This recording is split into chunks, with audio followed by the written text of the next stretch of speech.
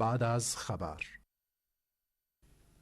بسم الله الرحمن الرحیم. درنو لیدونکو او اوریدونکو د سلام په وړاندې کولو سره زه محمد شفیق وردګ له درنو میلمنو سره له خبر وروسته خپرونه کې ستاسو په چوپړ کې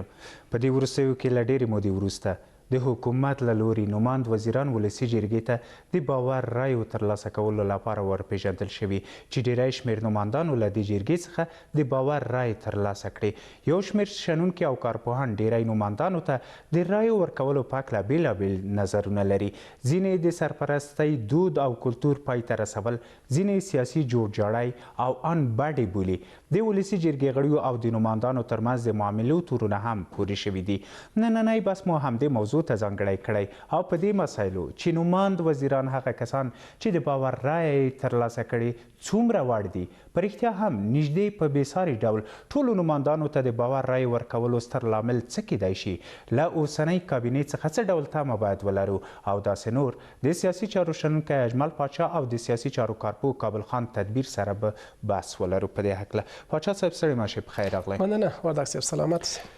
پاچا صاحب، کابینې ته د ولسي جرګې له لوري د رایو ورکول څه ډول ارزوئ؟ آیا دغه کابینه په دومره ځنډ چې د ولسمشر له لوري په ځنډ سره ولسي جرګې ته ورمعرفي شوه ارزول کېده؟ مننه وردګ صاحب، مهم بحث ده. لکه تیر په څیر د ولسمشر دورې ته چې موږ او تاسو ګورو، تر اخره پورې په دې دوره کې سرپرست وزیران پاتې شول. موږ د ولسي جرګې یعنی واقعا چې اصولي کار یې وکړي، د ځینو نمایندانو سره چې دا کومې پرېکړې دوی وکړلې، یعنی ولس ورنه خوښ ده. په ځینو بحثونو کې به، ځینو خبرو کې به په افغانستان کې نه، په ټوله دنیا کې به موږ وایو چې په هر ځای کې ځینې نیمګړتیاوې شته ده.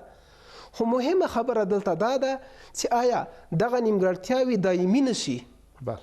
دغه د نیمګړتیاوې باید زر زر د خالیګاه بیرته ډکې شي. اوس لکه څه رقم چې پارلمان ځینو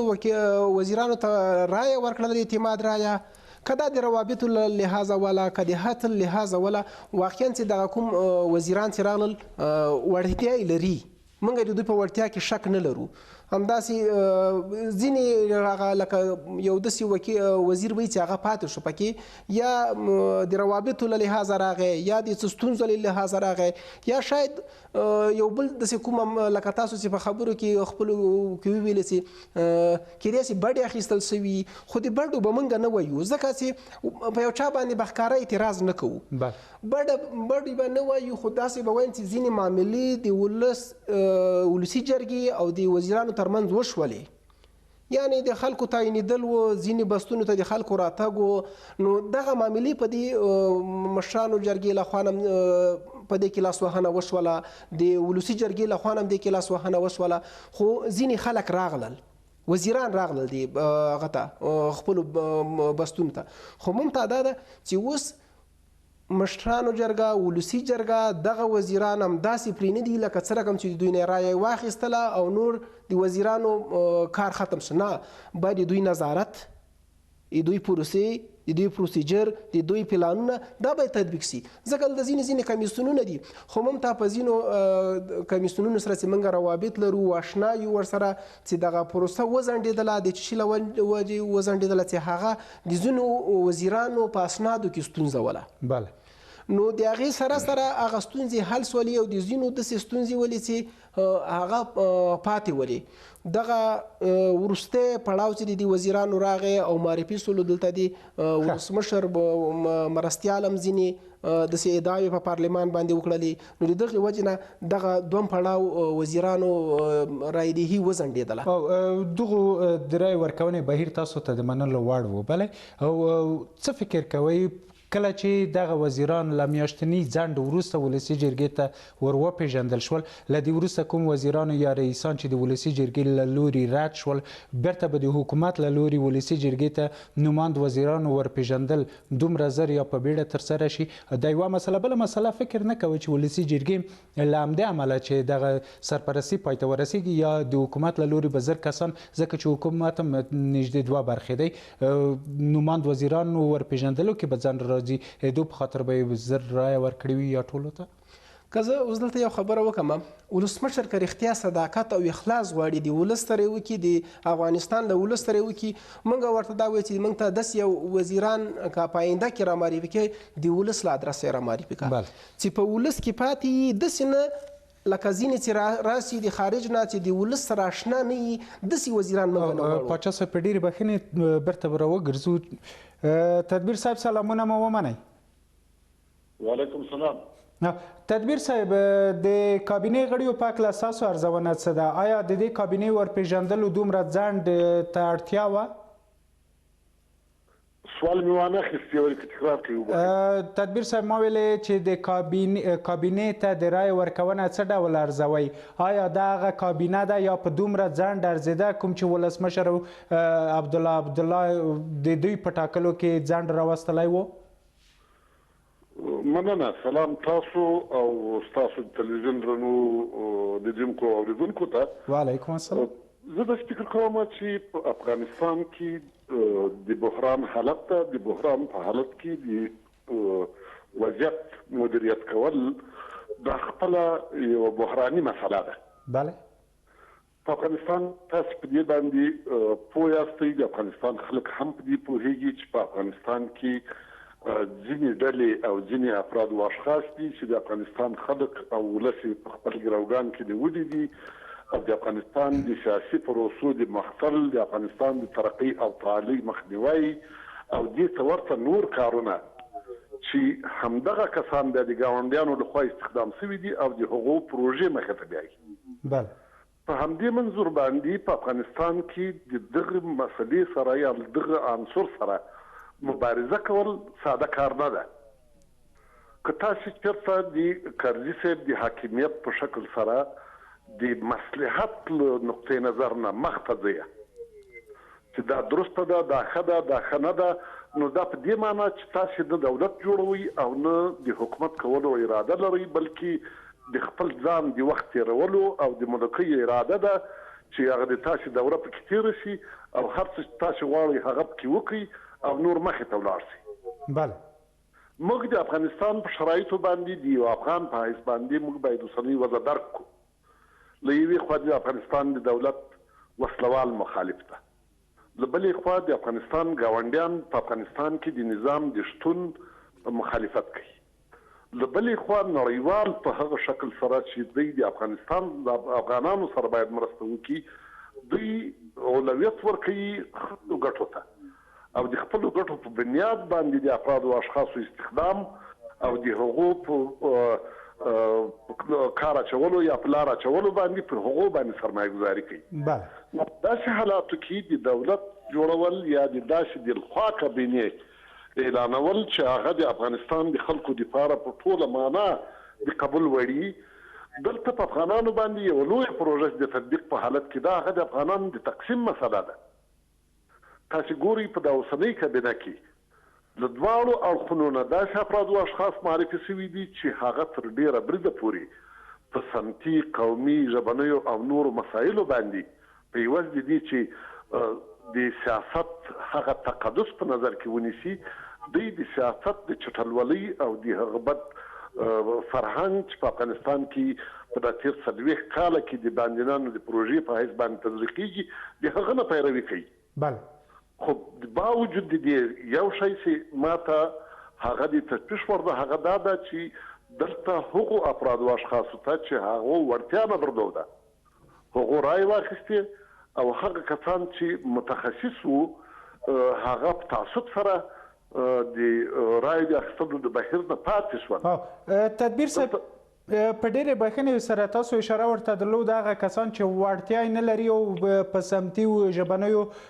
مسایلو ته لمن وهي هغه کسان ولسي جرګې ته ورپېژندل شوي. آیا په دغو ستونزه یا مسله کې خپله ولسمشر هم څومره ګرم بولئ تاسو ځکه چې کابینه خو د ولسمشر له لوري ورپېژندل شوې؟ ګورئ د ګرمتوب مسله خو د موږ له واکه وتلې ده. تاسو ولیدل چې دلته دوو کسانو ځانونه ولسمشران اعلان کړو د ټولو قوانینو په خلاف باندې یو څوک راپورته شو په افغانستان کې د خپل ځان د کاندیدۍ یو څوک بیا غیر قانوني راپورته شو هغه ته قسم ورکړ زوړه یې وکړه. نو د نړیوالو هغو ډونرانو چې په افغانستان کې موجود دي هغو تر دغه عنوان لاندې چې نور موږ له افغانستان سره مرسته نه کوو که زموږ خبرې ونه منل شي دا دوهم ځل ده چې په افغانانو باندې دا خبره په جبر باندې منل کېږي. بله ولې د دغې مسلې سره چې د هغې خوا نه څوک معرفي شوي دي که تاسې په هغو کې وګورئ په هغو کې ډېر کم داسې کسان دي چې په هغو باندې د وزارت کولو محاسبه کېدی شي. بله یا د خدمتونو د انجام ګورئ دلته که چېرته ګروپونه وزیران معرفي کوي او یا کابینټ اشخاص معرفي کوي دا په دې معنا چې هغه ته د افغانستان ګټې په دوم بخش کې دي لومړی به د هغه ګروپ ګټې ساتي. نو بناءً زه داسې فکر کوم چې که چېرته د ولسي جرګې غړو د افغاني ګټو په نظر کې نیولو سره له مسلې سره برخورد کوی وای دا به په مراتبو بهتره وای تر دې چې هغه کسان چې پیسې نشي تقسیمولی هغه کسان چې د دې توانمندي نه لري چې دوی خلک کورونو ته راوغواړي او پیسې ورته ورکړي د هغه په ځای که متخصصو کسانو ته رایې ورکړې وای دا به په مراتبو بهتره وای. خو داسې ونه شول په تعصب سره هغه څوک چې تخصص یې درلود هغه څوک چې توانمندي درلودله هغه کسان رد شو او هغه څوک چې د دې توانمندي نه درلودله چې د پنځم بس ماموریت وکړي هغه راغلي وزیران شو. او تدبیر صاحب دغه ستونزې به تر کله په افغانستان کې روانې وي حل لاره څه شی ده او تر کله به دغه مسله پر مخ روانه وي؟ تر څو پورې چې په افغانستان کې موږ د قانون د تطبیق او د قوانینو د یو شان تطبیق په عقل باندې له هغو کسانو سره چې په افغانستان کې مدعي دي چې قانون تطبیقوو ملګري نشو د افغانستان ملت خپل غږ پورته نه کړي بدون له دې چې په سیمو باندې بحث کړي دوی په مشترکه باندې غږ پورته نه کړي د هغو کسانو په مقابل کې چې دا ملت یې ګروګان نیولی ده تر هغه وخته به وضعیت په همدغه شکل روان وي. مخ تر اوسه پورې په افغانستان کې نه له بیرونیانو سره او نه له دغه داخلي مافیا سره هیڅ نه وه داسې لیکلی سند او یا داسې تفاهم نه لرو چې په هغه کې د افغانستان د ګټو مسله مطرح کېږي. افراد او اشخاص جنګ کوي د دغو ټولې مافیا او د بیرونیانو په ضد باندې د هغو ملاتړ ته د افغانستان ملت باید راودانګي د افغانستان ملت باید راپورته شي او د خپلو حقونو د غوښتنې په خاطر باندې او د قانون د تطبیق په خاطر باندې باید د افغانستان له دولت سره هم ملګري شي او هم د هغو په جبر باندې د قانون تطبیق وکړي. ډېره زیاته مننه تدبیر صاحب ژوندي اوسئ. سلامت. مخې ته هم ښه. ښه پاچا صاحب څه ویل لرئ که پوښتنه وکړم؟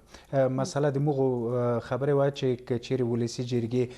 رایه نه وای ورکړې بیا به د حکومت له لوري نوماند وزیران ولسي جرګې ته په ورپېژندلو کې بیا ځنډ رامنځته کېده او کیدای شي ولسي جرګې له همدې امله دوی ته رایه ورکړې وي او تدبیر صاحب په دغو ډېره نیوکه درلوده چې وړو نوماندانو رایه نه ده وړې. زه تدبیر صاحب د منګه مشر ده د مشرانو په خبرو باندې منګه اعتراض نه کوو ځکه مشران د موږ نه ښه پوهېږي خو یو څه به زه دلته دا ووایم چې د یو بس له خرڅېدو نه به دا ښیي چې یو نفر ورته تعیین شي که بیا دا بس د اعلان ته ځي او دا بستونه خرڅېږي وزیرانو ته چوکۍ خرڅېږي نو د دې نه به ښیي چې یو څوک ورته راشي خو داسې څوک نه چې هغه د خارج نه راسي د افغاني ټولنې سره اشنا نه وي او د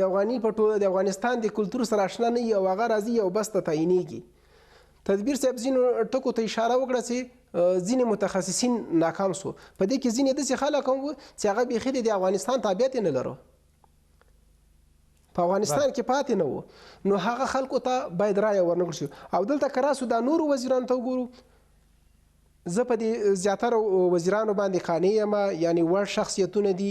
که چیرته د افغانستان بحران ته د پای ټکی کېښودل کېږي باید دغسې اشخاص وزارتو ته راسي او دغسې اشخاصو پسې موږ وګرځېږو لکه اوس چې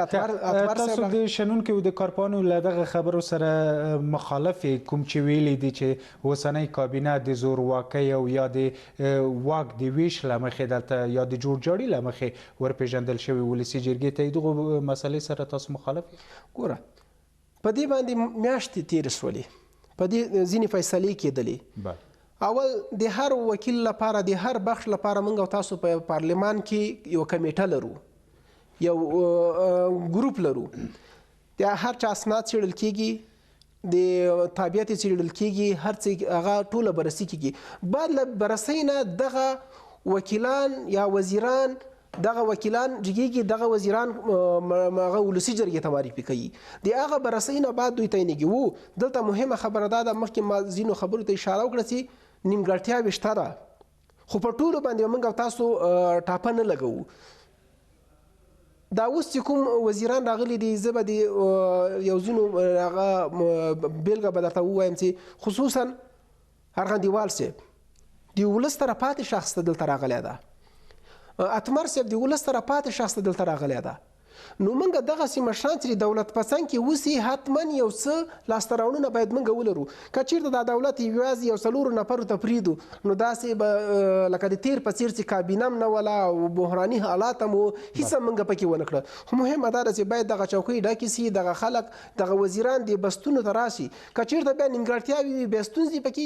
اوس خو پارلمان لرو په پارلمان باندې خو دومره یو اعتبار د موږ او تاسو پیدا سو چې آیا دغه پارلمان د موږ او تاسو لپاره د ولس غوښتنې مني او د ولس غږ ته یو لبیک هم ویلی سي که چېرته بیا په دغسې نیمګړتیاوې پیدا سولې نو بیرته د اعتماد رایه هم دې ورناخیستلی سي. لامل یې څه شی بولئ پاچا صاحب چې اوسنی پارلمان د خلکو غوښتنو ته غاړه ږدي او په تیرو د دې خبرې معنا ده چې په تیرو کې چندان د خلکو خبرې نه اورېدل کېدې د پارلمان د تیرو پړاوونو د اوسني پړاو ترمنځ توپیر په څه کې دی؟ خو د تیر په څېر وګورو په تیره دوره کې پارلمان د وزارت خارجه دپاره د اعتماد رایه ورنه کړله تر اخره دوره پورې هماغه نفر په هماغه وزارت کې پاتې شو پارلمان خو دومره ونه کړه چې هغه نفر د هغه وزارت نه لرې کړي که نه د پارلمان صلاحیت دی پارلمان د اعتماد رایه ونه کړه بیرته خو دا غوښتلی شوه چې د دولت نه یې غواړي چې بل وزیر ورته معرفي کړي خو دولت خو دا هم ونه شوی کولی که نه نه دولت نه دوی غوښتنه وکړه نه دوی وتوانېدل د تېرې دورې پارلمان او نه حکومت وتوانېده نو اوس که دغه ځینې خلک دلته راغلل ځینې وزیران دلته راغلل د دولت لخوا که معرفي سو د پارلمان لخوا نه د اعتماد رایه ورکړه سوله هغه ځینې خلک چې په موږ او تاسو په اجتماعي صفحاتو کې دغه رایه ورکول د مجبوریت له مخې بولئ؟ نه د مجبوریت له مخې په دې باندې خو تاسو مخکې ورته اشاره درلوده کله چې صلاح الدین رباني د بهرنیو چارو وزیر و د ولسي جرګې له لوري رد شو خو بیا هم تر اخره پورې د سرپرست په توګه پاتې شو د خبرو نه هم دا څرګندېږي چې ښه دغه ده که اوس پارلمان نه رایه هم څوک وانخلي د سرپرستۍ دنده به پر مخ وي خو ښه ده چې پارلمان رایه ورکړي. نه اوس ګوره که مناسب وزیر نه وي هغه ځای ته نو د اعتماد رایه به نه ورکوي خو یو شخص چې مناسب وي باید هغه ته د اعتماد رایه ورکړل سي دلته اوس که ځینې وزیران پاتې شول د ځینې وزیرانو ځینې نیمګړتیاوې به لرلې داسې نه ده چې یو څوک ووایي چې مهمه دا ده اوس که موږ د اوسني پارلمان ته وګورو په اوسني پارلمان کې موږ داسې خلک هم لرو چې هغوی ته ماته چې دا معلومات او د موږ ملګرو دوستانو ته معلومات ده ځکه موږ هم د خلکو پسې یو موږ هم دا غواړو چې د پارلمان په ځینو اشخاصو باندې نیوکه وکړو ولس ته معرفي کړو داسې بحث هم پکې راغلی داسې خلک هم راغلي چې ځینو وکیلانو ته ورغلي چې زه به تا ته دومره روپۍ درکړم ما دغه بس ته زه اپلای کوم یا زه ورته راځم ما کامیاب کړه هغه وزیرانو وکیلانو ورته ویلي چې زموږ تا ته روپۍ درکوو خو صحیح کار وکړه صحیح فعالیت وکړه د دې نه موږ خبر یو موږ ته خو داسې نه یو نیوکه چې زه په ولسمشر باندې لرم د ولسمشر په ټیم لرم ولسمشر ته دا چې په 4 نفرو باندې دولت نه کیږي 4 نفرو ته دولت نه سپاري که چېرته په 4 نفرو باندې دا دولت کوي نو دغه سیال به لکه د تېرې دورې په څېر باندې د اوسنۍ دورې ته ګوره امن نسته امنیت نسته دا ترور روان ده خو په 4 نفرو باندې دولت نه کنټرولېږي نه هېواد کنټرولېږي. پاچا صاحب ولسمشر کله د کابینې د ورپېژندلو پر مهال پخپله راغی او ولسي جرګې ته یې نوماند وزیران ور وپېژندل چې دا نږدې بېساری عمل ګڼل کېږي څه فکر کوئ د ولسمشر راتګ به د رایې په ورکولو څومره اغېزه کړې وي؟ یو څه د ولسمشر باندې دا ولس حق لري باید د هر وګړي د هر شخص دا پوښتنه وکړي پارلمان چې دا د ولس کور ده او هر څوک دلته ورتلی شي ولسمشر که ورته راځي دا د ولسمشر خپل کور د خپل ځای د ورته راځي به خو د دې دپاره دا د ولسمشر به موږ یو زه به د ده یعنې یو حسن نیت ووایم چې راځي پارلمان ته وایي چې زه دغه اشخاص تاسو در معرفي کوم او تاسو نور خپله پرېکړه پکې وکړئ د ولسمشر معرفتو چې هلته معرفي سول نور که چېرته پرېکړه کېږي که چېرته پارلمان ځان خرڅوي او ملګري خرڅوي، ولسونه خرڅوي او غیر منطقي پرېکړې کوي، نو سبا به داسې لکه د تېر په څېر پارلمان چې حتی داسې یو کارونه یې وکړه چې د افغانیت او اسلامیت نه یې پکې ځانونه وباسل. خو داسې بیا دا پارلمان هم معرفي شي که نه. خو دلته ولسمشر دا خپل نیت وښوده چې دغه وزیران مې تاسو ته معرفي کړي، ولسمشر به دا په هغه ځای کې ولسمشر دا خبره ونه کړه چې دغه ته تاسو رایه ورکړئ. تعیین یې کوي، دلته کمیټې لري، هره کمیټه باید خپل نفر تعیین کړي. ولسمشر ورته وزیران معرفي کړه چې د ما لخوا نه تاسو ته کابینه معرفي شوله، نور تاسو پوهېږئ د اعتماد رایه هم پوهېږي. خو دلته مهمه خبرداره چې د ولسمشر لخوا نه که آینده کې وزیران معرفي کېږي، خو داسې وزیران باید معرفي شي چې د ولس سره پاتې، په ولس کې پاتې، داسې نه چې ته د خارج نه ماته راولي او دلته راته معرفي کړي چې دا یو وزیر دی او ده په خارج کې تعلیم کړی. زه به د خارج تعلیم باندې څه کوم. پاچا صاحب، تدبیر صاحب اشاره ورته درلوده په آخره کې چې پوښتنه ترې وکړه، دوی ویلې تر هغې به دغه وضعیت روان وي تر څو چې له سمتي ژبنیو قومي مسایلو ورهاخوا په یوه ملي شخص پسې ونه اوسو، دغه ستونزې به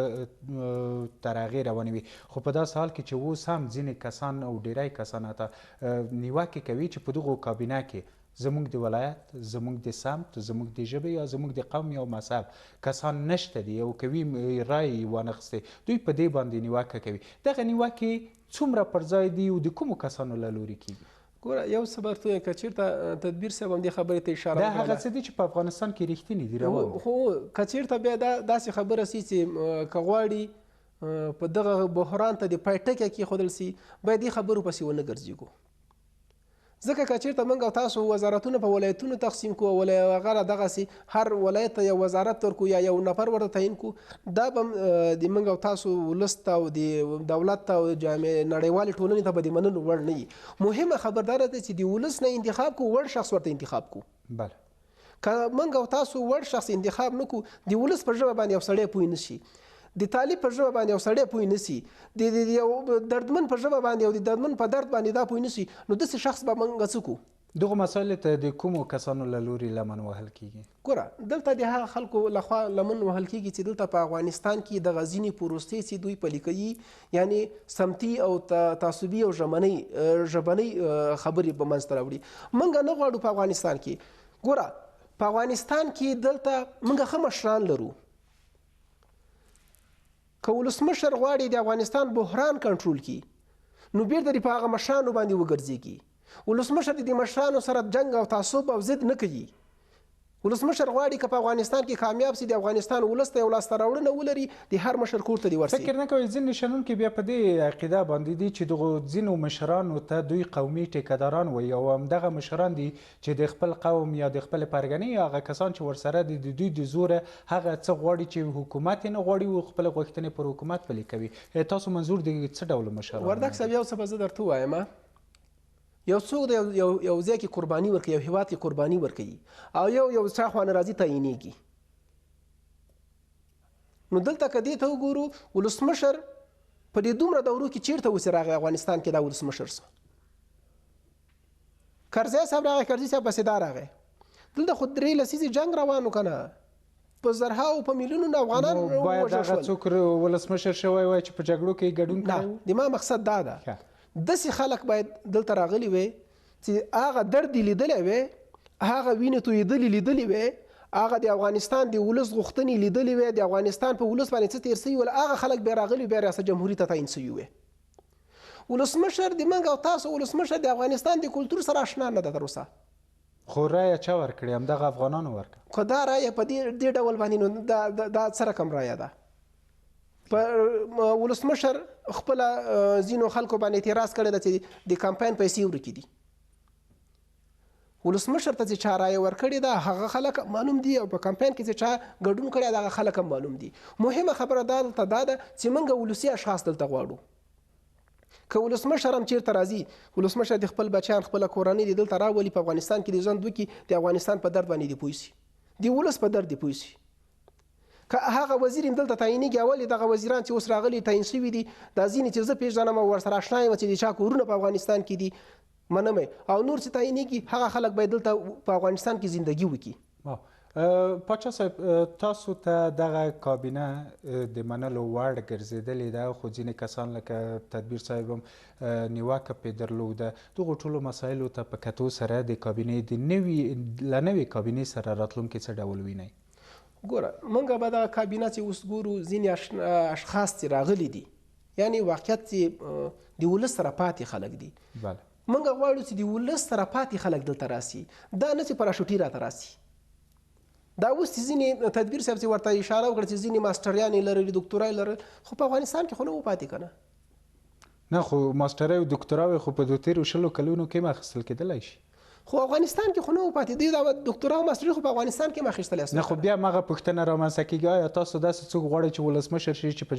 جګړو کې ګډون کړی وي که نه د افغانستان د وضعیت نه ګوره اوس تکنالوژي ده رسنۍ دي هر سړی په بهر کې کیدای شي داسې کسان وي چې موږ په ننه دلته په خاوره کې یو د بعضو مسایلو نه خبرېږو خو په بهر کې خبرېږي که صرف یوازې خبره د دو معلوماتو وي خو دغه کسان هم د هر څه نه خبر دي نه ګوره یو څه به زه درته ووایم دغه خارج نه چې څوک موږ او تاسو ته راځي هغه د ولس په درد نه پوهېږي هغه خپل جیب ډکوي نور ځي هغه دلته په افغانستان کې تا سره نه پاتې کېږي موږ تېره دوره کې داسې خلک ولیدل چې یو ښاروال دلته په افغانستان کې پاتې و د ورځې به شپې به بېرته کور ته په ډېرې بښنې وخت هم کم دی که راشو اصلي پوښتنې ته چې راتلونکي څه ډول د اوسنۍ کابینې سره وینئ څومره هیله مندوونکې ده واقعیت چې ځینې نیمګړتیاوې موږ مخکې اشاره وکړه چې شته ده خیر د هغه نیمګړتیاوې ټولې به په یو پسې نه تړو مهمه دلته دا ده چې پارلمان چې اوس سره کوم پرېکړه کړې دا پرېکړه اوس یې موږ ته د منلو وړ ده ځکه یې منلو وړ ده چې پارلمان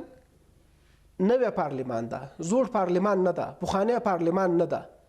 نوی پارلمان ده دلته د اشخاص یې وڅېړل بله نو اوس که دغه نور نوي هم راځي باید د دغو هم داسې څېړنه وسي په دې کې ځینې وزیران ولې ناکام شول ځکه چې د هغوی نیمګړتیاوې موجود ولې دلته نو موږ د پارلمان هم دا هیله لرو د ولسمشر هم دا هیله لرو چې نوي داسې اشخاص موږ ته رامعرفي کړي چې د ولس سره اشنا وسي دا نه چې په جنګونو کې ښکیل وسي موږ دا نه وایو چې په جنګونو کې ښکیل وسي چې دلته وینې تویې کړي وي موږ دغه وایو چې د ولس په درد باندې پوه وسي او ولس ته د منلو وړ وي پارلمان اوس جوړ شوی دی ولس نه جوړ شوی ده د ولس خلک دي پکې استازي دا به نه وایي چې ټول پارلمان په یعنی په بډو اخیستلو باندې یا په بډو ورکولو باندې راغلی ده په دې کې داسې اشخاص هم دي چې موږ او تاسو یې وینو حتی اوس هم د ولس سره په څنګ کې پاتې خلک دي او مصرفونه هم نه دي کړي د ولس د اعتماد باندې دوی راغلي دي نو موږ ولې یو اشخاص یو شخص لپاره ټول پارلمان قرباني کو د یو وزیر لپاره ټوله کابینه کار قرباني کو پاچا صاحب ډیره زیاته مننه ژوندي اوسئ